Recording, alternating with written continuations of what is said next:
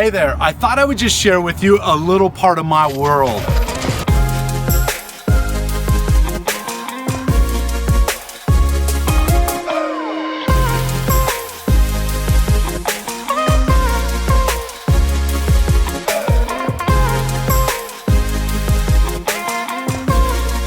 You know, it was 1999, I worked with Tony Robbins. And part of the reason I did is because early on, I had landed on the idea that one day I wanted to be an author and a speaker. And I thought, what a great person to learn from. But after working with him for a year, I thought, I'm living his dream, I'm not living my dream. And I called up the office and says, I'm gonna leave the organization.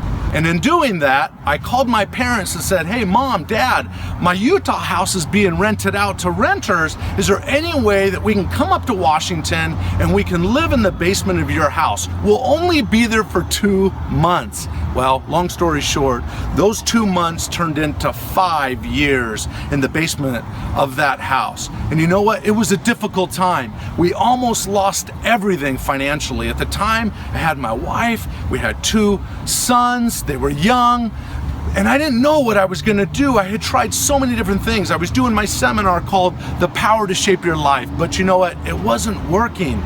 And then in my darkest moment, my wife says, honey, you need to go get a job. And I said, I can't go get a job until I exhaust every idea, every thought around making my dream of being a speaker and an author come true. So she said, what are you gonna do? And I said, here's what I'm gonna do. I'm gonna write a book. And she said, what? You're gonna do what? And I said, I'm gonna write a book. And I had thought about it. And she wrote me a 4-page letter saying, I don't know if this is a good decision. Are you sure about this? Really, have you thought through this? And I said that I had, but at the end of that letter, she said, I believe in you. So I embarked on writing a book. And you know what? I took this car at the time, because we had our other car that was repossessed.